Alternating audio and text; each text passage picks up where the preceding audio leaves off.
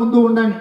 ఇవాళ కాంగ్రెస్ పార్టీ జాతీయ స్థాయిలో సంక్షేమ పథకాలు కావచ్చు, ఆడబిడ్డలకు ఉచిత ప్రయాణం కావచ్చు, లేకపోతే ఆడబిడ్డలకు రుణమాఫీ 0% వడ్డీ కావచ్చు. ఈరోజు నిరుద్యోగ యువకులకు సంబంధించి దేశంలోనే మొదటి సంవత్సరంలో 60,000 ప్రభుత్వ ఉద్యోగాలు ఇచ్చిన రాష్ట్రం ఏదైనా ఉంది అని అంటే అది తెలంగాణ రాష్ట్రం. మన కాంగ్రెస్ పార్టీ అధికారంలోకి వచ్చిన తర్వాతనే సాధ్యమైంది. 10 సంవత్సరాలు వాళ్ళు ఉద్యోగాలు ఇవ్వలే.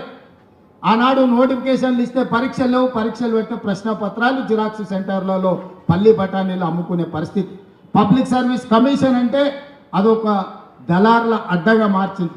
కానీ మనం వచ్చిన తర్వాత వీటన్నిటిని ప్రక్షాళన చేసి 60,000 ప్రభుత్వ ఉద్యోగాలు ఇవ్వడం జరిగింది. అదేవిధంగా విద్యకు సంబంధించి టీచర్ల బదిలీలు 10 ఏళ్ళు చేయలే, 16 సంవత్సరాలు ప్రమోషన్లు ఇవ్వలే. మనం అధికారంలోకి వచ్చిన వెంబడి 35,000 మంది టీచర్లను బదిలీ చేసినాం, 22,000 మంది టీచర్లకు ప్రమోషన్లు ఇచ్చినాం, 11,000 మంది టీచర్లను నూతన నియామకాలు చేపట్టి విద్య మీద ఫోకస్ పెట్టి పేదవాడికి విద్యను అందించాలి, ఈ దేశ భవిష్యత్తు తరగతి గదుల్లో ఉంది అని చెప్పి ఈరోజు కాంగ్రెస్ పార్టీ నిర్ణయం తీసుకున్నది. సంక్షేమానికి సంబంధించి కూడా కాస్మెటిక్ ఛార్జెస్ మనం వచ్చిన తర్వాత 200% పెంచిన విద్యార్థులకు, డైట్ ఛార్జెస్ 40% పెంచినాం. రైతు రుణమాఫీ గురించి, రైతు భరోసా గురించి భట్టి గారు చెప్పిండ్రు. ఒక్క మాటలో చెప్పాలంటే 18 నెలల్లో రైతులకు 1,04,000 కోట్ల రూపాయలు ఖర్చు పెట్టిన ప్రభుత్వం దేశంలోనే కాంగ్రెస్ పార్టీ తెలంగాణ ప్రభుత్వం.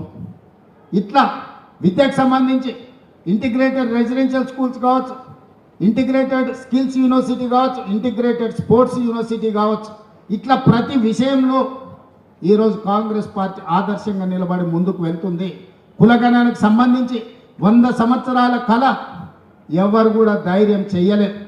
ఈనాడు socio economic education, employment, caste and political సర్వేను దేశంలోనే గొప్పగా నిర్వహించి లెక్కలు తేల్చి ఈరోజు మోడీ ప్రభుత్వానికి సవాలు విసిరినాం.